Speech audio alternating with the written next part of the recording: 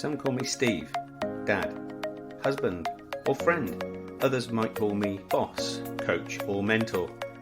Today you can call me the Leadership Hacker. Thanks for listening in, I really appreciate it. My job as the Leadership Hacker is to hack into the minds, experiences, habits and learning of great leaders, C-suite executives, authors and development experts so that I can assist you developing your understanding and awareness of leadership.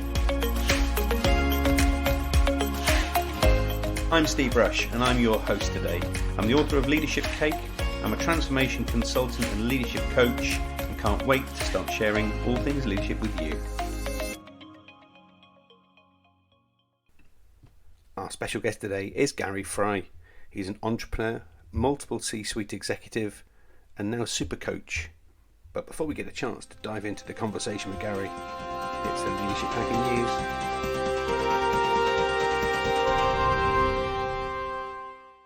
In the news today, we explore how to balance employee happiness and building business expectations. Toxic workplaces are nothing new. We've likely heard of horror stories of offices run on terror. But what is new is fewer workers are willing to put up with such conditions. A recent study for the Human Resources Management, SHRM, completed a study that indicated 1 in 5 have left their job in the last 5 years because of company culture. So that culture is not only bad for the health of employees, but it's also bad for business, with an estimated cost to businesses of being over £200 million. Clearly then, keeping employees happy is critical to run a successful enterprise, but it needs a balance, and that balance needs to be achieved so that you get productivity too. And we can't become subservient to the needs of every employee, or we'll lose sight of the business needs. In 2017, Google's apparent overcompensation of some staff, politically was incorrect at the time, called the FU money, but colloquially led to a departure of many. And they took their hefty paychecks and used them to pursue other roles. And if you're underpaying employees so much that they can triple their salary elsewhere, well then they should leave. However, if we allow every person who is headhunted to jump ship, we won't be left with much talent at all. Those that do stick around are most likely to be underperformers and unable to get a job elsewhere, and therefore the company's left scrambling again. So we have to create the right environment that fosters loyalty and motivation so that talent feel that they need to stay and want to continue on that journey. And of course, some businesses may not have the budget or flexibility to pay more, but it's still vital to show employees that ownership or leadership of a firm are doing all they can to cultivate a happy and healthy work culture. Paying more doesn't necessarily mean you get results, and this is where the key to balancing employee happiness lies. It's critical that we first communicate clearly and transparently any responsibilities that are tied to a position. If performance doesn't match that position, then there needs to be some open dialogue about standards, expectations and the consequences of positively achieving and negatively achieving those outcomes. And honest, candid conversations can motivate individuals to work hard to improve their skills while simultaneously giving them a reason to stay, finding their purpose. There'll also be times when it's in the best interest of the employee to leave too, whether we like them to stay or not. Someone may get an offer that comes along and gives them new opportunities. In that case, I know that moving on is likely to be best for the individual in the long term, albeit it's going to be painful for you. The goal for each staff member is to thrive in tandem with the business, and as leaders, to clearly communicate honestly and identify the circumstances that will allow them to thrive. And clear communication and openness fosters trust. So show people you're engaged with careers so that helps them want to succeed. And the hack here. With clarity, trust and mutual understanding on both sides, you're more likely to achieve your expectations and outcomes, and therefore standards are adhered, expectations are met, and positive consequences achieved by all. That's been the Leadership Hacking News. Dive into our social media and let us know what you'd like to talk about. Joining me on the show today is Gary Frey. He's served as president of a number of successful companies, including bizjournals.com, a business news portal where he helped transform the business from a 3-person organization to a $100 million plus company, which ended up selling on to Microsoft. He's now done 2 turnarounds and held executive positions in 2 Fortune 100 companies, and now runs an incredibly successful coaching business and community. Gary, welcome to the show. Thank you so much for having me. It's great to be with you. Looking forward to diving into learning a little bit about the journey you've been on so far, and we'd like to kick things off by our guest just giving our listeners a little bit of a perspective on how they've arrived to do what they do. So what's the backstory for you? Oh man, we don't have enough time, but let's just put it. I started out as a graphic designer early in my career and did my first turnaround when I was 28 years old. I had no credentials whatsoever to be able to do that, but we did in 9 months, which was really cool. I thought it was going to be my forever home. It became the Morris Frey agency, so my name was on the door, and we grew it into a really cool, creative, small but powerful little juggernaut. It was only a dozen people or so when we turned it around, and then caught my partner, his hand in the cookie jar one too many times financially, and I had to leave my own company. And so I always thought, I'm just going to, I define myself as a creative director, a designer and creative director, and a guy in the ad agency world. And, again, I planned, God laughed, and my career, my career journey has been anything but typical, and it's been an amazing journey, actually, terrifying in many times and exhilarating in other times, and taken me into places that I would have never imagined. So as you had mentioned, I've run 4 companies and done a couple turnarounds, and I've been inside the belly of the beast of 2 Fortune 500 companies. And that's where the MacGyver in my title comes from. Actually, it was one of those Fortune 500 companies, which was really cool. But, being able to look back in the rearview mirror, and, it's easy to see patterns when you're looking backwards. It's hard to see it when you're in the fog of war. And and so anyway, I'm extremely grateful. It's taken me into industries that I had no business doing, including biz journals. I was not a publishing guy, and I was not a tech guy, and yet I was running a .com in the middle of crazy .com stories, and I got some amazing, funny, and wild stories from that time too. But an insulating glass manufacturing company, like, what do I know about that? Nothing. But in kind of, when I look through all of these things, all of my jobs except for 2 were because of somebody that knew me or had worked alongside me and saw something. Typically, they saw something in me that I didn't see myself. Right. And so anyway, and I've had great leaders and I've had really terrible leaders, and I've learned from both.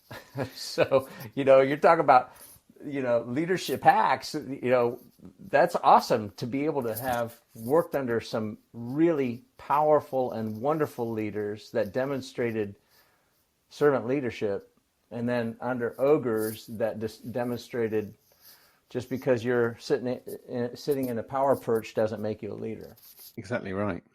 So when you headed off on your entrepreneurial journey and you started bumping into these opportunities, was there something that was common amongst them that kind of that was alluring for you? What was that one thing that drew you towards the opportunities you had? It's funny. Relationships, actually, quite frankly, a lot of it. And I would say early in my career, there were some stargazing moments of, I'm going to, put my name in lights or whatever. And that was pretty short-lived. One thing about it, you get kicked in the teeth a few times and then you lose that luster. But one of the things early on, so when, when I was 31, I caught my partner doing some financial impropriety things that he shouldn't have been doing, and caught him twice, which, when you got to leave your own company, and I chose to leave because I wasn't going to destroy him. He had made some bad choices. We're all one stupid choice away from disaster, I think. Yeah, I think you're right. And I didn't want to destroy him, and I didn't want to destroy my own name. And I would have had to do that if I would have taken the company across the street.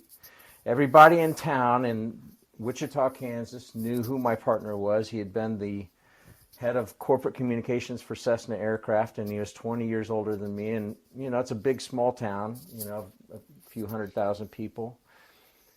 And so my choice was I'm not going to destroy him, and I'm not going to destroy my name, so I got to start all over again. And one of the things that I did was, at the ripe old age of 31, did this really simple T-chart that I call Thrive Wither. And you split the piece of paper in two, and on the left side you write Thrive, and on the right side you write Wither. And I didn't have a ton of experience, but I had enough to know what environments and the kind of tasks and the kind of responsibilities and kind of environments that made me come alive. And on the right side, the Wither side, I also had enough experience at that point. I've got a whole lot more now, but enough to be able to say, what are the things that I might even be good in these things, but they just drain my tank. Yeah. And, one of the things that I learned really quickly when we did that turnaround, everybody quit except for me and my partner. We had to take 20% pay cuts. Everybody hit the doors except for me and my partner. And so I had to do everything except for the PR. He was a PR guy. So writing, designing, selling, billing, that all fell on me. Well, right. Then when you scale, you got to divide and conquer, and you got to find other people that will never do it just like you did. And I had to find 3 people in particular pretty quickly to take some of the things off of me. And, we didn't have a lot of money, so I had to hire younger folks with less experience, but that had kind of batteries installed already. And so I learned really quickly, more about how to communicate better. I wasn't perfect at it, but, set the sights on what the target is, let them find their own way to hit it, as long as it doesn't violate core values and who you are as a company and what you're trying to instill. They're going to find a different path than you would have taken, and that's okay. So I would say, then keeping, true to my, what makes me come alive. I started looking at all these additional opportunities that eventually came, and some of them, they came on the heels of destruction, quite frankly, where you're just forlorn, wondering, if the world has fallen, do you have what it takes to continue to move on, etc. I started really trying to evaluate, well, does this fit me and my unique giftings and that sort of thing, or is it asking too much of things that I might even be able to do, or that I really suck at, that would drain my tank, because that's not going to be a good move if that's the case. So hopefully that answers some of the question. Sure does. One thing I guess I've just noticed in all of the things that you've just shared is that in entering those entrepreneurial journeys, you were pretty confident you had most of the attributes that were going to get you there, but not all. And therefore, there was definitely this energy that comes with that around confidence and conviction, as well as having a majority of the attributes, but not all of them, right? Yeah, and quite frankly, in some cases, I didn't think I had any of them. Right. It's really funny. That turnaround, that was kind of the first of many times where I've felt completely outgunned, completely unworthy, completely like they've tapped the wrong guy on the shoulder. In some of those cases, in some of the biggest moves I've actually been brought into, which had me terrified, and I thought, oh my gosh, no, I'm not the right guy, because, then once I take that job, then they're going to see the emperor has no clothes. I don't know what I'm doing.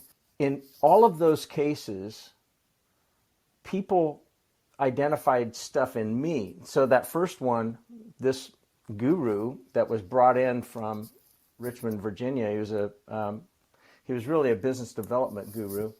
And it was a Hail Mary, because my partner was basically bankrupt. I mean, it was a last-ditch effort to try to keep from going bankrupt. And this guy was extremely expensive. I mean, it was $10,000 a day plus expenses in 1991. So It's a lot of cash. it was a lot of money, but it was, like I said, a Hail Mary. And when they called me at home, we didn't have cell phones at the time. This guy, I didn't know him from Adam, and he said, Gary, I know you don't know me, but here's the opportunity that I'm looking for. I've talked with a number of people and your peers around town. Your name keeps coming up. And I said, I don't know anything about, doing a turnaround or anything. He goes, yeah, but these are the things that we need. And, the kind of position in the marketplace they were wanting to own. And I had worked for the top firm in town that had that position that they wanted to have, and that firm ended up selling to a larger company, and so it kind of destroyed a lot of the stuff that was made it unique and special. And in all of those cases, bizjournals.com, same thing. When their top publisher said, Gary, you're the guy, we've got a national search looking for somebody to be president over this entity. And I said, Ed, I don't know anything about, publishing. I don't know. I'm not an early adopter technology guy. That's not me. And he goes, no. But here's what we need. You have started, run, and turned around companies, and we need somebody to take this 3-person entity and grow it into a real bona fide business. 2, you're a bridge builder. You connect really well with people, even in warring factions in big companies, and I'd done that in a couple big companies. And he said, we got 41 publishers that basically run their own businesses, and they are terrified of the chairman announcing that we've got this .com entity, and it's a separate entity, and they think they're going by the way of the dodo bird. They are very defensive, and we need your bridge building skills. And then the final thing is it's called amcity.com for American City. The holding company was American City Business Journals. And he said it doesn't make sense. That name makes no sense for papers that are called business journals, and some of them are business chronicles. His was the Atlanta Business Chronicle, and he was the top publisher. And he said, so we're going to have to rebrand this thing, and you're the right guy to do that. So he outlined very succinctly 3 things that I was really good at, but I was terrified of going into a situation where I was going to fail because I didn't have those credentials. Oh, and by the way, I'm a college dropout. So, I have 2 years of college and was offered a job at the height of the Great Recession, actually before 08, 09, but in 1982 is the highest unemployment in U.S. history since the Great Depression. And so I had this job offer, and my advisor said, ditch the paid scholarship and take it because grads aren't finding jobs. So I had this additional Achilles heel or, albatross around my neck that was following me around everywhere saying I'm not good enough. In hindsight, Gary, do you think that the fear of the unknown has actually been a driver in many respects? I don't know if it was a driver, but it was definitely there. And the responsibility of providing for my family, I got married at 21 and my wife was 19, and we're still married 39 years later. And so we had kids, a couple years later after we got married and this and that, and she stayed home with the kids. So I had no option. I had to provide for my family. I wanted to provide for my family. Right.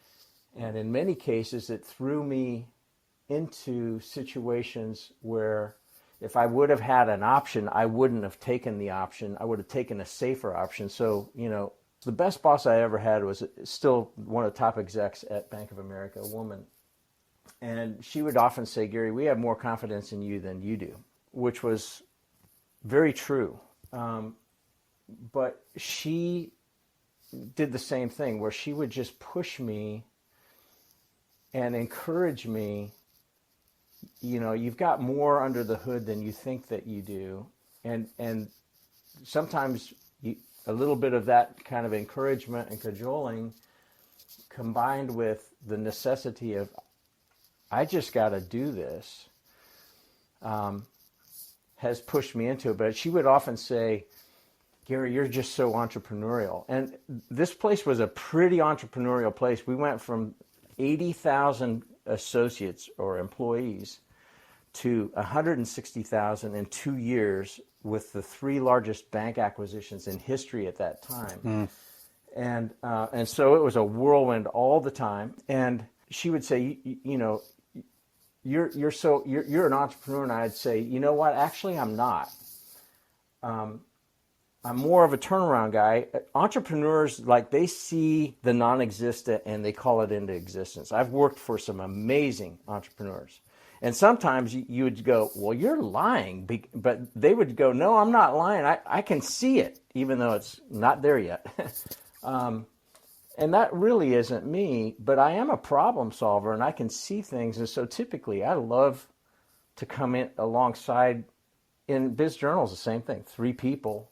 We turned it into a real business, but you know, somebody had gotten that thing off the ground, they got it moving, and then they needed some additional oomph to take it to the next level. So that must have been some moment though when, you know, Microsoft come along, $100 million company at this time, and you sell out. That must have been a really proud moment for you, right? It was very interesting. So they bought 20% of the company for $20 million, and before that, that was the second offer that we actually had, and that was a year after the dot-com bubble blew up. And so you had dot-com wasteland everywhere. The one before that, though, and this was only a few months into my time there as the president, I was meeting with a competitor in San Francisco. We put $1 million in this competitor. And it was before I got there. So as soon as I got there, the chairman said, I need you to go out to San Francisco, meet with these guys. I put $1 million into them. I go, why'd you do that with a competitor? And he just kind of winked at me. He's like, I like to keep my enemies close. Like, smart, right? And so I go meet with these guys. And then shortly after, within a few months, I developed a pretty good rapport with them. But one of the first meetings was really hilarious. They were losing $40 million a year, burning it. They were just spending money like drunken sailors. They had $1 million top line, not quite. And I asked the guy, he was an Oxford-educated, really brilliant Egyptian guy. And I said, Timur, you know, I was just blown away. They had big screen TVs everywhere when they were about $15,000 a piece, you know, and like, it was just crazy. Hundreds of people running around, bringing you lattes, doing neck massages between meetings. I'm like, what the heck is this? I said, what is your business model? And he says to me, well, Gary, it's a very nimble business model driven by eyeballs. That's what he said, word for word. And I said, so Timur, what you're telling me, I said, I'm not a real smart guy, and I didn't go to Oxford, but what you're telling me is you don't have one, and what you do have is advertising. Yeah. And he goes, precisely. Well, they sold about a month later. He calls me and he says, Gary, you got to come out here and you got to meet with all these investment bankers. We're having this big celebration party. We sold to NBCI for $225 million. We're rich. And I thought, you have freaking got to be kidding me. After they sold, they wanted to buy 20% of our company. And they had that same valuation. And but we were going to have to take all of our traffic and run it through it was called allbusiness.com. And so I take this to my chairman. He has to think about it for a few weeks, and he comes back and he says, you know what?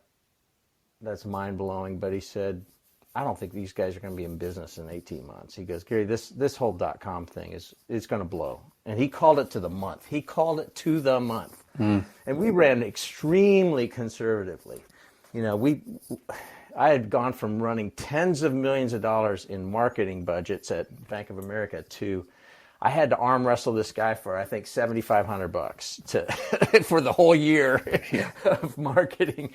But he called it. And so when the next year when Microsoft came through, and I mean that really validated what we had. You know, a .com that sells to NBCI for stupid money in the stupid world of the .com craze at the time. That was novel, but it, Toys R Us.com had a much bigger valuation, and they were losing money hand over fist versus their brick and mortar. So that was kind of not real. Microsoft made it legitimate.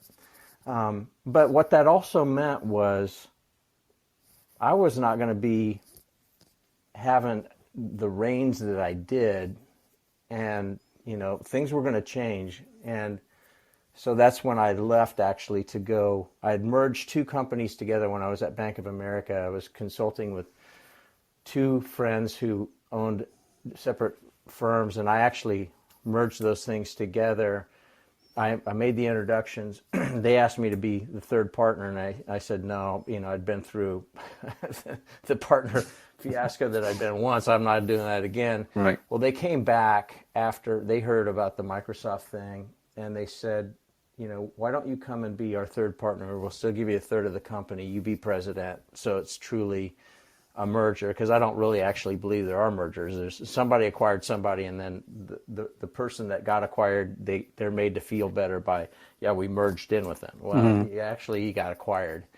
In this case, they really did merge. They both had very complementary groups of people, their places in the marketplace, and by having me come in as president, it wasn't, one acquired the other. Is like I'm completely a neutral party, and I actually brought those guys together. So that was kind of a cool thing. So it was cool with Microsoft, but it also meant that, okay, things are going to change, and I'm probably not going to enjoy a lot of it, beholden to somebody out in Seattle. When one door closes, another opens, though, right? Well, yeah, and it did, yeah. It led you to do what you do now, didn't it? Yeah. I quite frankly, I loved what I was doing there, but I'm glad I'm not in publishing. I loved it, and I loved the people, but I've been in private equity since then. I've been in some really interesting places that I would have never been brought into had I just, and I actually took a pay cut to leave that gig and, join these two partners. And one of the things that I remember from the first time that you and I met, Gary, is you have this philosophy that cuts across all of the work you've done, and that's just connecting good people with other good people. And that's been a real tenet of yours, hasn't it? Oh, yeah. I love it. If I was a billionaire, and when I was in private equity, we actually had a couple billionaires in the group. And I learned so much from these extremely high net worth people. But what I learned from them is, even if they were in their 80s, and some of them had run the largest oil companies in the world, just some amazing human beings, they were still engaged in what they loved to do. And rarely were they out playing golf. Right. They were engaged in business. They were engaged actually in helping other people. And that was one of the things that I did within that private equity group, where we had 300 ultra high net worth families in the group. I had actually invested in it a year before they bought my company, and I was small potatoes compared to all these other guys, quite frankly. But what I learned from them was, and what I learned about myself, I guess, was I became the connecting rod in between these people, because they're all high value targets. They can't trust anybody for good reason. Everybody is coming at them with an angle, and they want it in their pockets, quite frankly. Yeah. And so it was an honor and a privilege to be able to connect these really amazing people with other people that they could trust, because it's very lonely. It's very lonely, actually, running a company and at the top of a company. But I can't even imagine being a billionaire or worth $350 million, and when you've gone from not much to that, and then all of a sudden, everybody's coming at you for something rather than for who you are. It's an interesting perspective, yeah. Because people then see people that high net worth as a commodity, don't they, rather than a person? Oh, big time. Right.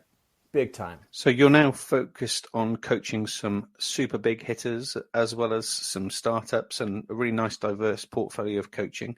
What's next for you on your journey then, Gary? Well, so here's what's interesting. Coaching is really lonely. And every time I've done it, somebody's tried to hire me. So the biggest one that I got to work with was the CEO of Yokohama Tire in California. And it was because the top American introduced me to them, because after he had gotten to know me for about a year or so, I was helping them on some challenges that they had. He's like, you need to meet Mr. Kirishima. And so I did. And from what I can tell, I was the first kind of American outsider that was allowed to come into the inner circle, which was really cool. That was wonderful. And then they tried to hire me, we did this huge project, and it was really successful, even to the point where a number of years later, when I talked with Jim, who was the top American, I said, and this is right in the middle of the rubble of 2009, when the decimation of the Great Recession was everywhere. And our company, our private equity firm, blew up. $30 million worth of us got wiped out, including me. And I just felt extremely low at that time. And I said, Jim, did we make a difference? And he said, do you know how many people we had to let go during the recession? And I said, no. I was just going to be even more depressed. And he said, 0. I said, are you kidding me? He goes, no, we didn't have to let go one person. And he goes, you know what? Kirishima still says to this day that exercise and it was kind of a repositioning and getting them really clear on their core values and their purpose. They had been chasing, each CEO would come in after, they'd do a 3 or 4 year stint, and they would chase and put their own mark in the American market of whatever they were chasing. And they'd kind of lost their way, quite frankly. And so all I did was help them using some research, but then also guiding them as to, no, you guys need to own this market, hold fast, don't waver. And, they saw great success. Well, he said that was the single most impactful thing. He said, Gary, and I think we charged him $250,000 for this. He said, you could have charged us 10 times the amount and it would have been worth it. And I thought, wow, this is amazing. But I've kind of taken that bait one too many times.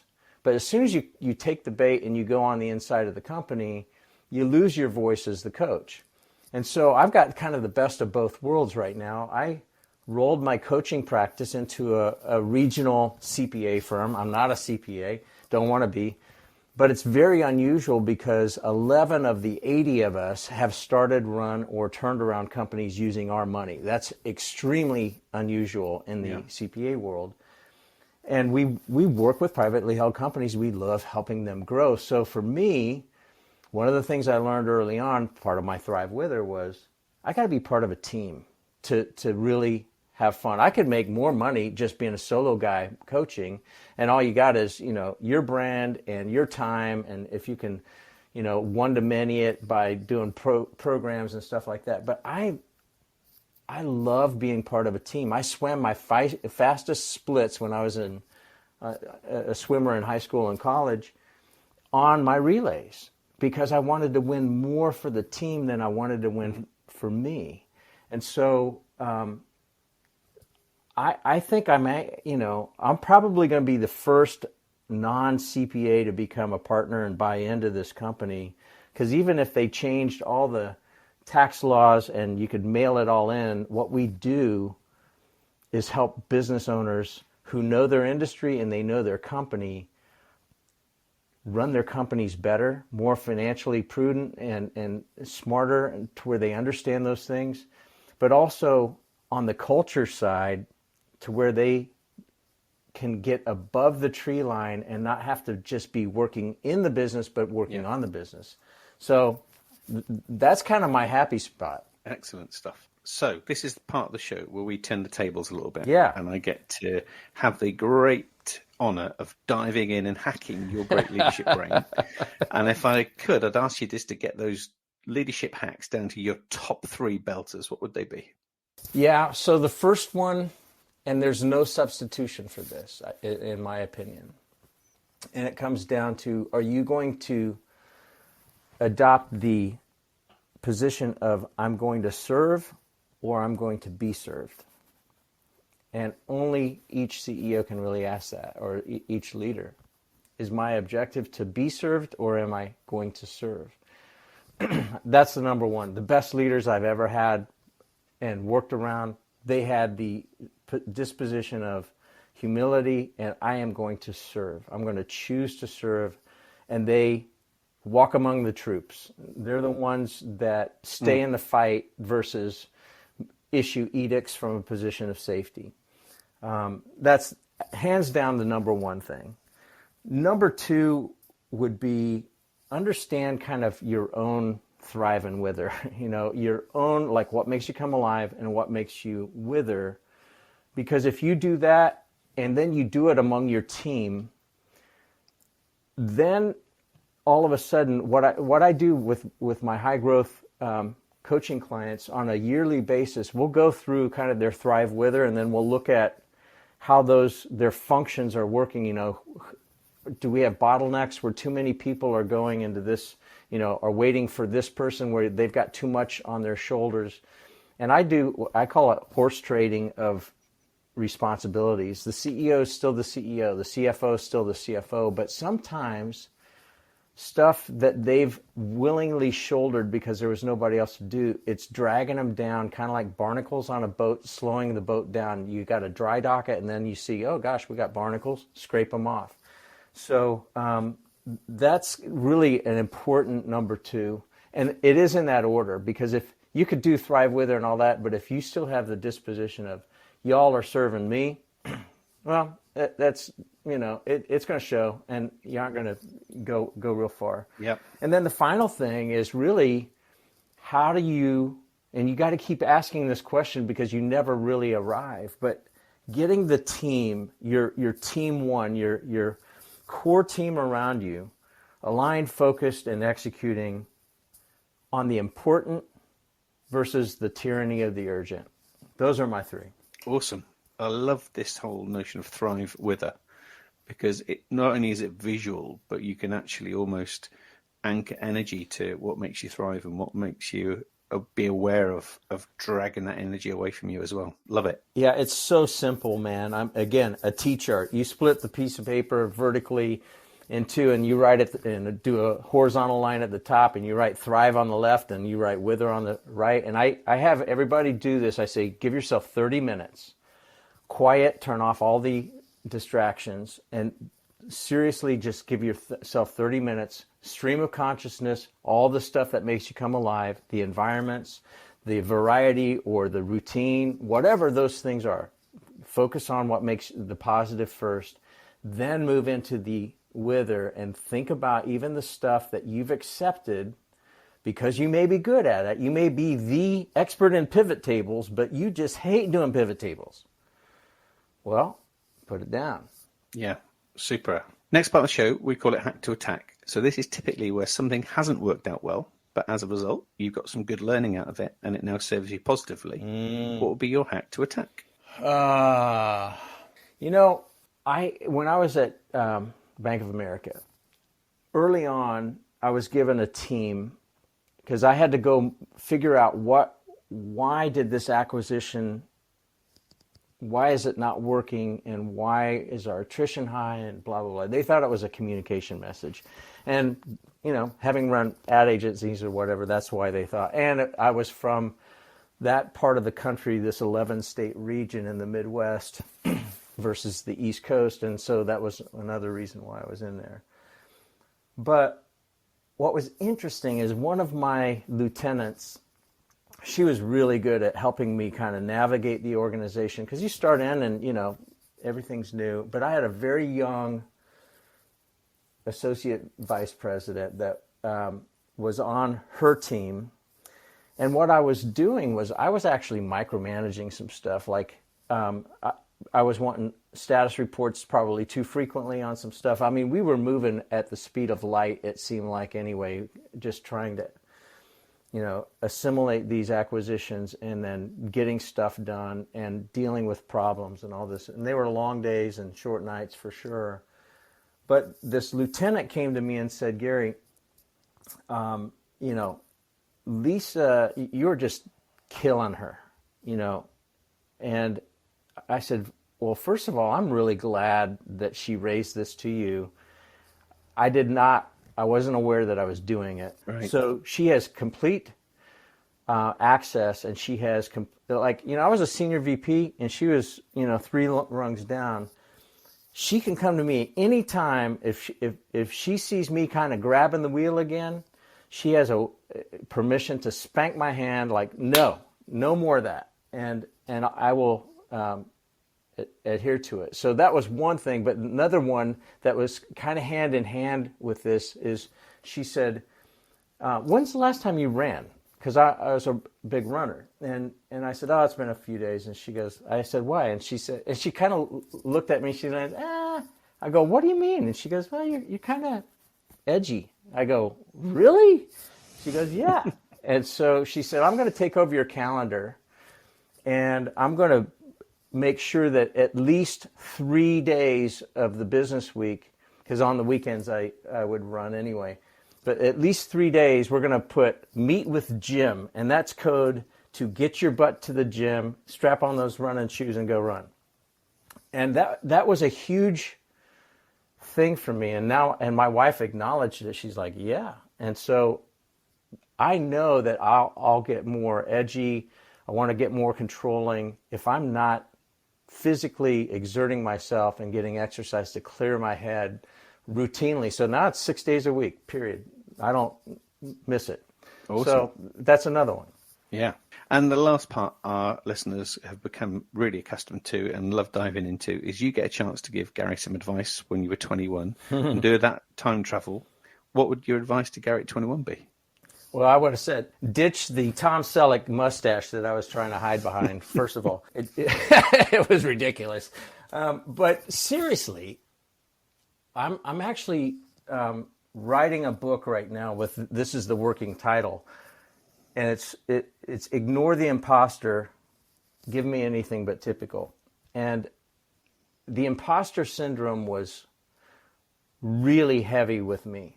College dropout, every job I was up for was master's preferred, bachelor's required, and yet somehow I landed these jobs. But I always felt less than, and I was always comparing myself to somebody else. And it's been working with so many CEOs and entrepreneurs that I've realized that they have had there's this woman, she had 10,000 employees at one point, privately held business, and she's become a very good friend. And she had 2 years of secretarial school. She never even had a CFO, even a fractional CFO, when she had an organization that big. I go, and she says, Gary, I don't know what I'm doing. I said, Tana, I know people that don't even have 100 employees that they still can't survive without a fractional CFO or a CFO. You are far better than you thought. And some of those conversations just reinforced to me, oh, dang, we're all created uniquely. We all have unique fingerprints by design. And so I'm very, very passionate about helping people understand, that imposter syndrome, none of us are immune to it necessarily, but there's a way you can silence it. And that's, and some of that kind of goes back to thrive with her and being true to yourself, as, Shakespeare said, right? Yeah, very much so. Gary, I've loved chatting with you. You got loads of great stories, and I'm confident that our listeners would be thriving versus withering as a result of the conversation. I hope so. But how can we make sure that we can get them in touch with you? Yeah, probably the easiest thing is just connect with me on LinkedIn. And it's just Gary Frey at LinkedIn. And that's probably the easiest way to do it. I'm also on Instagram, and again, there, just Gary Frey. Brilliant. But I love writing about leadership and things, some of the crazy things that I've experienced to hopefully help and bless somebody else and give them encouragement. I'd be remiss if I didn't mention we started a podcast like you. Hey, absolutely. A couple years ago, and it's called the Anything But Typical Podcast, and we just feature privately held business owners and entrepreneurs, and primarily in my city, Charlotte. I've had people from around the globe say, hey, can we be on that? And typically I say no, because I want to continue to elevate what's happening in my own backyard first. Well, Gary, just goes without saying, thanks ever so much for coming in and sharing your stories with us. And thanks for being part of our Leadership Hacker community. No, thank you. It has been a blessing and just a ton of fun. So thank you. Thanks, Gary. I want to sign off by saying a thank you to you for joining us on the show too. We recognise without you there is no show, so please continue to share, subscribe and like, and continue to get in touch with us with the great news stories that we share every week. And so that we can continue to bring you great stories, please make sure you give us a 5-star review where you can, and share this podcast with your friends, your teams and your communities. If you want to find us on social media, you can find us on Facebook and Twitter at Leadership Hacker, Leadership Hacker on YouTube, and on Instagram, _leadership_hacker.